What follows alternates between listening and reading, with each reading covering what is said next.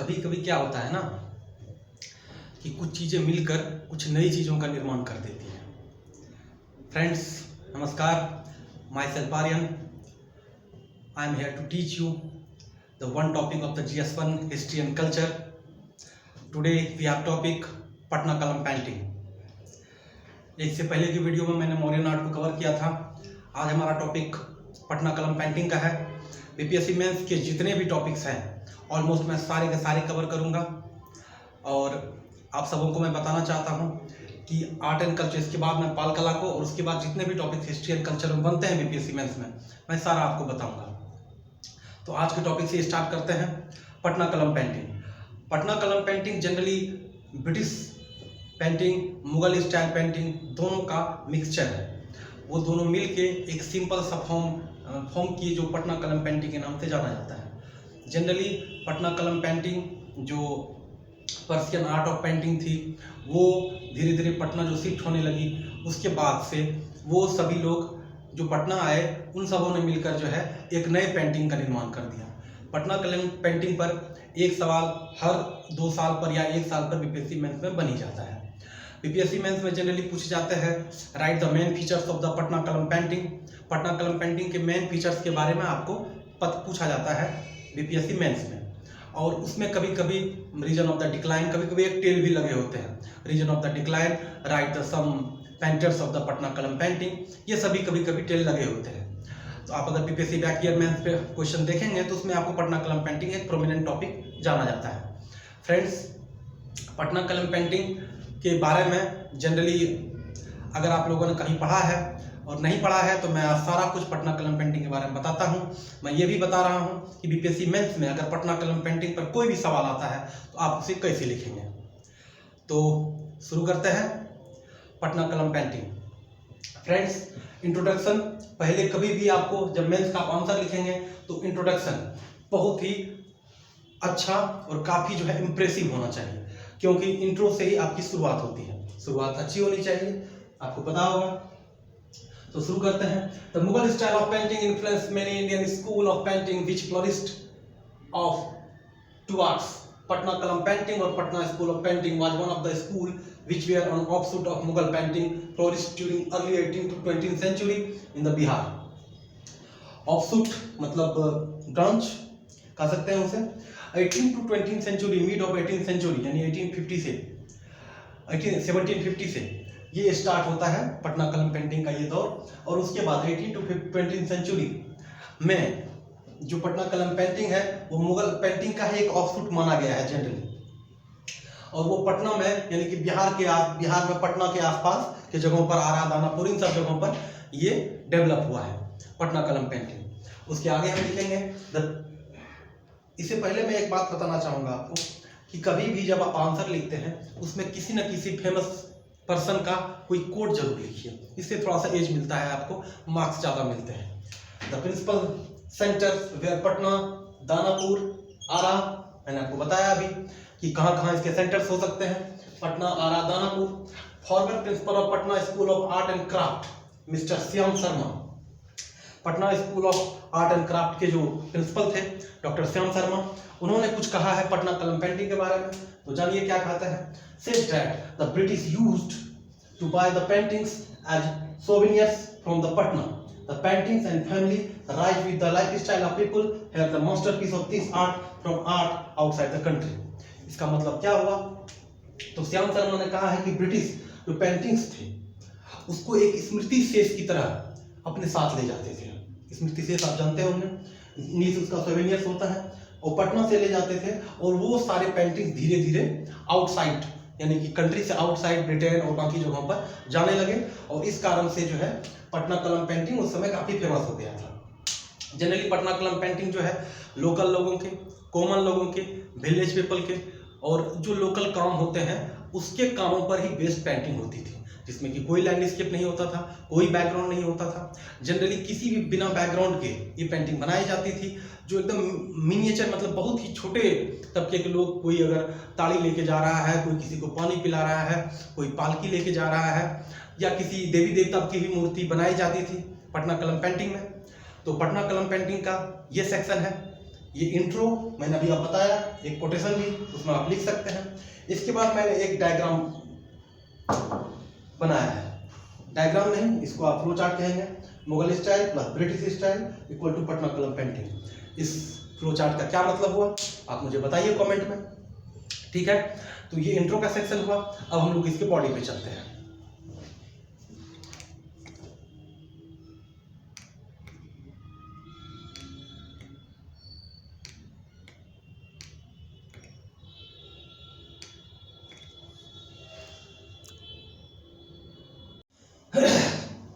तो फ्रेंड्स आपने इंट्रो लिखा, इंट्रो के बाद origin of the Patna Kalam painting का एक पॉइंट्स लिखा।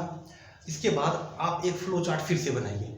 जनरली आप अगर आंसर्स में फ्लो चार्ट को ऐड करते हैं तो ये आपको थोड़ा सा एज देता है, आंसर अच्छे दिखते हैं, मार्क्स ज़्यादा मिलते हैं और एग्जामिनर इम्प्रेस होता है। तो आप एक फ्लो चार्ट बनाइए पटना कलम पेंटिंग का, वो इस तरह से होगा। Main features of Patna Kalam painting, generally यही पूछा जाता है पटना कलम पेंटिंग के फीचर्स। पटना कलम पेंटिंग के फीचर्स में इस तरह से 3 बॉक्स बनाएंगे आप। Range of miniature known as Kajli Syahi, also called the men's picture style. Kajli Syahi बहुत इंपॉर्टेंट पॉइंट है, इसको जरूर मेंशन करिएगा। Kajli Syahi also called the men's picture style. Men's picture style इसको इसलिए कहा जाता था, इसमें जितने भी पेंटर्स हुए हैं जनरली वो मेल हुए हैं, तो वो पुरुष हुए हैं, इसलिए also called the men's picture style, ठीक है। रेंज ऑफ मिनिएचर, इसका जो है बनाने का तरीका और कहाँ तक इसकी मिनिएचर थे वो देखिए। उसमें 2 पॉइंट्स इसमें ऐड करके आएंगे रेंज ऑफ मिनिएचर्स में। एक glimpse of socio political life, तो जनरली मैंने पहले भी कहा आपको कि पटना कलम पेंटिंग जो सोशल सामाजिक जीवन होता है गरीब लोगों का, कॉमन लोगों का, उनको दिखाता है और कुछ राजनीतिक जीवन को भी दिखाता है। एक glimpse of socio political life. Next is more space for common man, तो जनरली जो आम आदमी है, जो साधारण आदमी है, उनके लिए ज़्यादा जगह इस पेंटिंग में, उसके बारे में ये पेंटिंग ज़्यादा बनाई जाती है। तो इस फ्लो चार्ट को आप लिखिए अपने नोटबुक में। इसके बाद हम लोग आगे चलते हैं।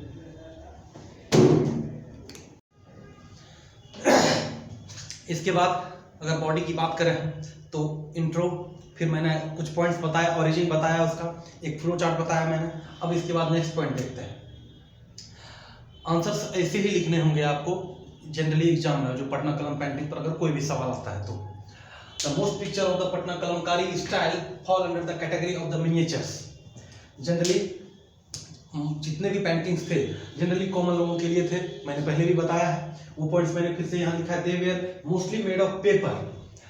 क्या होता था ना कि वो जनरली पेपर पे बने होते थे, तो पेपर पे बने हुए चीज़ों के कारण जो है वो जनरली खराब हो जाते थे। तो पेपर पे बने होने के कारण, खराब होने के कारण जनरली क्या किया गया ना फिर कि अलग अलग चीज़ों पर, जहाँ पर कि ज़्यादा दिन तक वो पेंटिंग रह सके, वो उसको बनाया जाने लगा। But later on due to the diversity and durability painting was done on lead. Lead आपको पता होगा, एवरी, हाथी दांत, लेदर चमड़ा, मेटल धातु एंड एस्बेस्टस। एस्बेस्टस छतों के, घरों के ऊपर होता है एस्बेस्टस। इन सब चीज़ों पर भी पटना कलम पेंटिंग बनाए जाने लगे, जो कि lead, ivory, leather, metal and asbestos थे। उसके बाद नेक्स्ट पॉइंट आप लिखेंगे बॉडी में। The painters of this genre have special interest in making picture related to the people, festival, occasion, daily activity, animal and birds etc. तो generally जो painters थे Patna Kalam painting के इस जनरेशन के, वो सभी स्पेशल इंटरेस्ट रखते थे। जो कभी कोई फेस्टिवल चल रहा है, कोई मुस्लिमों की शादी हो रही है, या कोई इंडियन फेस्टिवल मनाया जा रहा है, कोई ओकेजन हो रहा है, कोई समारोह हो रहा है, और डेली एक्टिविटी जो होते हैं लोगों के, उस पर जनरली ये पेंटिंग्स बनाई जाती थी। और कभी कभी ये एनिमल्स, जो पशु होते हैं, बर्ड्स, जो पक्षी होते हैं, इन सब पर भी ये पेंटिंग्स बनाई जाती थी। इसके बाद नेक्स्ट पॉइंट में हम लोग लिखेंगे the painters of Patna Kalamkari give an important place in their paintings to the people of disadvantage section of the society. ये बहुत ही इंपॉर्टेंट पॉइंट है कि जो पटना कलम पेंटिंग के पेंटर्स थे, उन लोगों ने disadvantage section of the society, जो पिछड़े निचले तबके के कॉमन पीपल थे, उनको ज़्यादा इन लोगों ने जो है प्रेफर किया अपने पेंटिंग्स में। डिसएडवांटेज सेक्शन ऑफ सोसाइटी के बारे में समझते होंगे आप। In their painting such as carpenters, black smith, cook, washerman etc. तो इस पेंटिंग में जनरली वो लोग लकड़हारे को, कभी कभी लोहारों को, कभी खाना बनाने वाले को, कभी धोबी को, कभी पानी लाने वाले को, कभी ताड़ी उतारने वाले को, इन सब की पेंटिंग्स पटना कलम पेंटिंग में जनरली बनाई जाने लगी थी। तो बॉडी में इस पॉइंट्स को आप लिख दीजिए, ठीक है। बॉडी में और भी कुछ पॉइंट्स हो सकते हैं। सो फ्रेंड्स, हम लोग डिस्कस कर रहे हैं पटना कलम पेंटिंग के मेन फीचर्स के बारे में, विशेषताओं के बारे में। तो उसी बॉडी में आप नेक्स्ट पॉइंट लिखेंगे, फोर्थ पॉइंट में, the liveliness in the picture in their close relationship with normal day to day life is important. Generally Patna Kalam painting को डे टू डे लाइफ के लिए ही बनाया जाता था। डे टू डे लाइफ में लोग क्या करते हैं, कॉमन पीपल क्या करते हैं, उस पर जनरली ये पेंटिंग बेस्ड थी। फिफ्थ पॉइंट में आप लिखेंगे, another important feature of this painting style is simplicity and professionality. काफी सिंपल होते थे ये पेंटिंग्स, काफी कॉमन लोगों के होते थे, कोई बैकग्राउंड नहीं होता था, कोई लैंडस्केप नहीं होता था। तो काफी सिंपलिसिटी जो है ये बहुत बड़ी इसकी फीचर्स है। Elegance such that Mughal style does not seem to be common place here. Mughal style painting generally राजाओं के लिए होती थी, तो उसमें जनरली कॉमन लोगों को जगह नहीं दी जाती थी। फिफ्थ पॉइंट में ये लिखेंगे आप। सिक्स पॉइंट में आप लिखेंगे, in this style there is not much use of background and landscape. मैंने अभी भी बताया आपको, किसी भी तरह का बैकग्राउंड और लैंडस्केप पटना कलम पेंटिंग में यूज नहीं की जाती थी। 6.7 पॉइंट लिखेंगे, in the picture of human being high nose, heavy eyebrow, thin faces, dense moustache on faces of man have been shown. Generally Patna Kalam painting में बड़ी बड़ी मूछें, बड़े बड़े आईब्रो, बड़ी बड़ी आंखें, बड़े नाक, पतला चेहरा, ये सब जनरली इसके पेंटिंग्स में आपको देखने को मिलेंगे पटना कलम पेंटिंग के। पटना कलम पेंटिंग के इन सब ये सारे फीचर्स में ही आएंगे। एक फीचर्स और आप लिख सकते हैं, in this painting style drawing and painting is also done directly on paper by brush. Generally हम लोग बचपन में जब बनाते थे पेंटिंग्स, तो पहले पेंसिल से पेंटिंग बनाया जाता था, फिर उसमें कलर किया जाता था। तो ऐसा जनरली पटना कलम पेंटिंग में कुछ नहीं होता था, पेपर लिया और ब्रश से ही बनाना शुरू। ये एक इंपॉर्टेंट फीचर है पटना कलम पेंटिंग का। ये जो ब्रश से बनाने की प्रक्रिया थी, जो ब्रश से बनाने का तरीका था डायरेक्ट पेपर पे, इसे कजली स्याही कहते थे। This style is known as Kajli Syahi. जो पेपर पे डायरेक्ट ब्रश से बनाया जाता था, इस स्टाइल को कजली स्याही कहते थे। कजली स्याही आप जरूर अपने आंसर में मेंशन करिएगा। कजली स्याही एक इंपॉर्टेंट फैक्टर है पटना कलम पेंटिंग के फीचर्स का। तो ये पॉइंट्स को आप नोट डाउन कीजिए अपने नोटबुक में। इसके बाद मैं कुछ और फीचर्स को डिस्कस करता हूं, फिर उसके बाद अगला पॉइंट देखेंगे। सो फ्रेंड्स, इसमें नेक्स्ट पॉइंट आप लिखेंगे, main features of Patna Kalam painting में, the artist of this style used to produce colours used by local plants, flowers and metals. तो ये जो कलर यूज किया जाता था, जो ब्रश लेके डायरेक्ट पेपर पे बना दी जाती थी, या और भी तरह के जो एस्बेस्टस पे या मेटल पे या एवरी पे जो कलर पेंटिंग बनाए जाते थे, तो उसके जो कलर्स होते थे वो आर्टिफिशियल नहीं होते, नेचुरल होते थे। Used to produce colours by local plants, जो पेड़ से और जो छोटे पौधों से कलर निकलते हैं, फ्लावर से यानी फूलों से जो कलर निकलते हैं, वो जनरली यूज किया जाता था पटना कलम पेंटिंग में कलर के रूप में।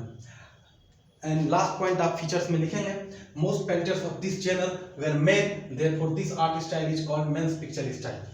तो इसमें जनरली पटना कलम पेंटिंग में जितने भी पेंटर्स हुए हैं, सबके सब मेल हुए हैं, तो इसलिए इसको मेंस पिक्चर स्टाइल भी कहते हैं, मेंस पटना कलम पेंटिंग भी आप कह सकते हैं। आपको थोड़ा सा इसमें कुछ पेंटर्स के नाम भी ऐड कर देंगे तो ज़्यादा बेटर होगा आपके लिए। सम पेंटर्स, शिवाला, गोपाल लाल, महादेव लाल, ईश्वरी प्रसाद वर्मा, ये कुछ फेमस पेंटर्स हैं पटना कलम पेंटिंग के। इनका भी नाम ऐड कर दीजिए आप, तो काफ़ी अच्छा रहेगा आपके आंसर के लिए। और इसमें जो कि मैंने ऐड नहीं किया है, आप एक बिहार का मैप बना दीजिए, उसमें पटना, आरा, दानापुर, इन सब जगहों को दिखा सकते हैं आप, the famous centre of Patna Kalam painting. तो आपके आंसर को एज मिलेगा। इस पॉइंट्स को आप अपने नोट डाउन कीजिए अपने नोटबुक में। उसके बाद फिर हम इसके डिक्लाइन पे चलते हैं, क्योंकि जनरली पटना कलम पेंटिंग्स के जो फीचर्स पूछे जाएंगे उसमें आपको डिक्लाइन भी लिखा रहता है टेल के रूप में, right the main causes of the decline of the Patna Kalam painting, तो वो भी आपको लिखना पड़ेगा। तो इसको आप नोट डाउन कीजिए, फिर हम लोग डिक्लाइन पे चलते हैं। So class, at last we will discuss about the decline of Patna Kalam painting. Patna Kalam painting क्यों डिक्लाइन हो गया, मधुबनी पेंटिंग की तरह आज इसे वर्ल्ड रिकॉग्निशन क्यों नहीं है, मधुबनी पेंटिंग जहां पर पूरे वर्ल्ड में एक रिकॉग्निशन पा चुकी है। पटना कलम पेंटिंग बीपीएससी जीएस1 के हिस्ट्री एंड कल्चर सेक्शन का एक क्वेश्चन बन के रह गया है।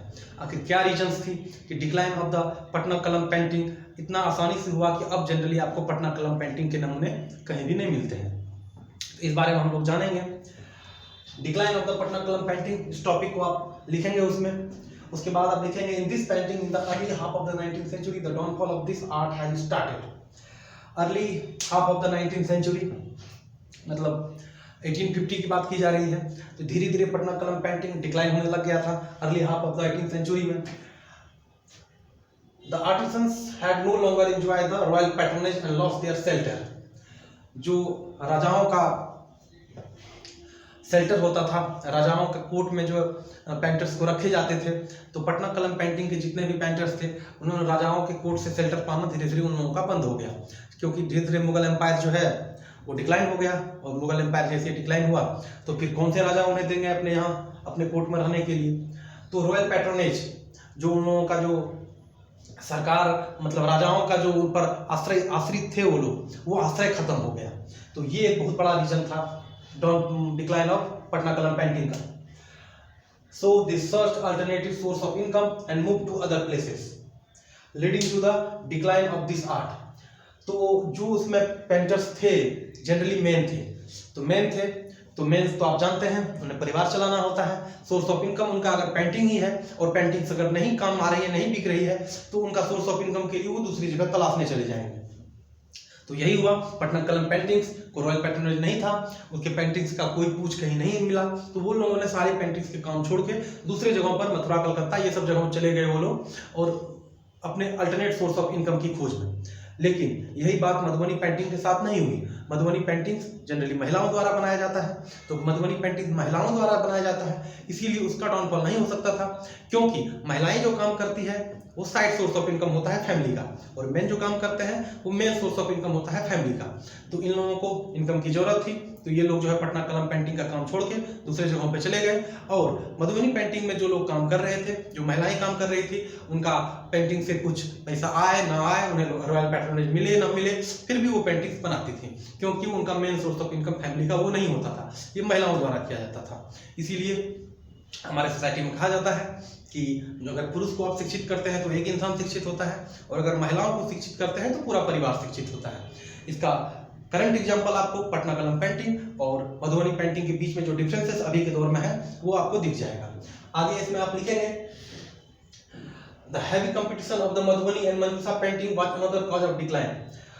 पटना कलम पेंटिंग जो टाइम बीतता गया, नए नए पेंटिंग्स इमर्ज हो गए। बिहार के ही रीजन में मधुबनी पेंटिंग, मंजूषा पेंटिंग ये सब इमर्ज हो गए।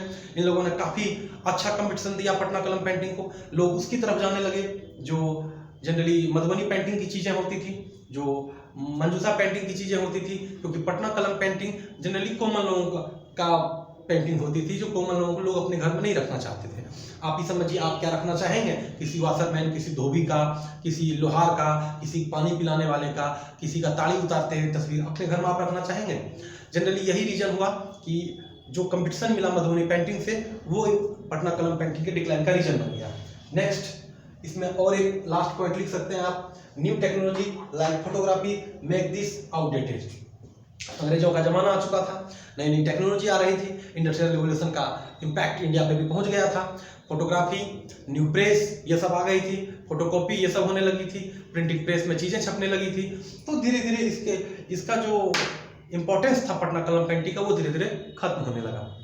तो ये भी एक रीजन आप अच्छे से लिख सकते हैं कि जो नई टेक्नोलॉजी आ गई तो पटना कलम पेंटिंग को इन लोगों ने जो है अवॉइड करना शुरू कर दिया, क्योंकि ये अपने टेक्नोलॉजी के अनुसार फोटोग्राफी और प्रिंटिंग प्रेस में भी इस तरह की पिक्चर्स को निकाल सकते थे।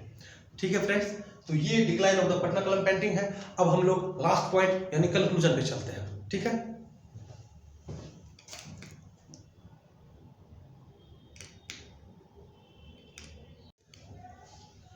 so class, in the last section of answer of Patna Kalam painting conclusion, जो लास्ट सेक्शन है पटना कलम पेंटिंग के आंसर का, इससे पहले जो भी मैंने आपको बॉडी में बताया या इंट्रो में बताया वो आपने अपने नोटबुक में नोट डाउन कर लिया होगा। अब हम चलते हैं कंक्लूजन पे।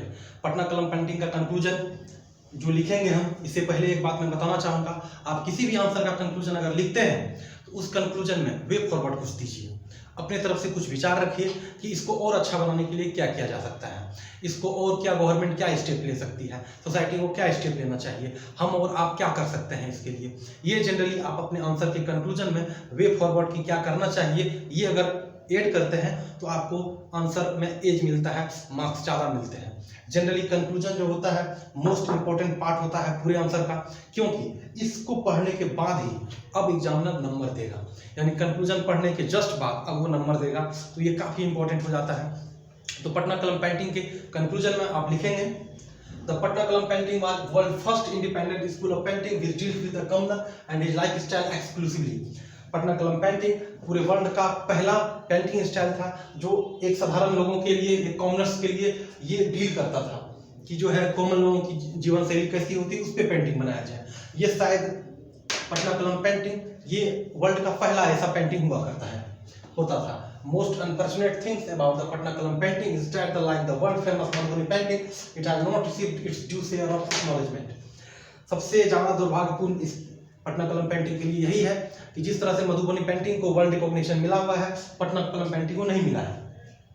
ये एक दुर्भाग्य है पटना कलम पेंटिंग के साथ। उसके बाद आप वे फॉरवर्ड में कुछ पॉइंट्स ऐड कर सकते हैं कंक्लूजन में। Government should take steps for the improvement of Patna Kalam painting like local coaching to the people. Government एक स्टेप ले सकती है कि पटना कलम पेंटिंग को हम बढ़ावा देंगे। इसके लिए हमें क्या क्या करना होगा, तो जनरली लोकल कोचिंग होते हैं, पटना कलम पेंटिंग दिखा के उसके बारे में कुछ पेंटर्स अगर ये जानते होंगे तो लोकल कोचिंग पब्लिक को दिया जा सकता है कि ये इस पेंटिंग के प्रति जागरूक हो। हमारी संस्कृति जो पुराने सभ्यताओं और नई टेक्नोलॉजी के कारण विलुप्त होती जा रही है उस पर कुछ काम किया जा सके, उसके बारे में लोग जान सके। Next another step should be taken the introduction of picture of Patna Kalam painting on public platform like railway station and airport. Generally Madhubani painting के अपने काफी सारे पिक्चर्स रेलवे स्टेशन पे, एयरपोर्ट्स पे दीवारों पे बने हुए देखे होंगे, लेकिन कहीं भी आपको पटना कलम पेंटिंग का नहीं मिलेगा। तो गवर्नमेंट ये भी स्टेप्स ले सकती है पटना कलम पेंटिंग को आगे बढ़ाने के लिए कि रेलवे स्टेशन की दीवारों पर, एयरपोर्ट्स की दीवारों पर, जनरली जो भी पब्लिक प्लेटफॉर्म है वहाँ पे पटना कलम पेंटिंग की पेंटिंग्स को बनाया जाए और लोगों को बताया जाए कि पटना कलम पेंटिंग ये एग्जिस्ट करता था और ये काफ़ी glorious history Patna Kalam painting का था। फ्रेंड्स, तो ये कंक्लूजन था। इससे पहले जो भी मैंने बताया आपको नोटबुक में आपने लिखा होगा, कंक्लूजन भी लिख लीजिए। आपका एक बेहतरीन पटना कलम पेंटिंग के लिए आंसर तैयार हो गया है। मेंस में पटना कलम पेंटिंग एक इम्पॉर्टेंट टॉपिक है, ये भी मैंने आपको कवर करा दिया। आप सारे बॉडी को, कंक्लूजन को और इंट्रो को आपने नोट डाउन किया होगा, कंक्लूजन को भी वीडियो रोक कर आप नोट डाउन कर लीजिए। फिर अगले वीडियो में अगले दिन हम मिलते हैं नए टॉपिक के साथ। ठीक है फ्रेंड्स, जय हिंद।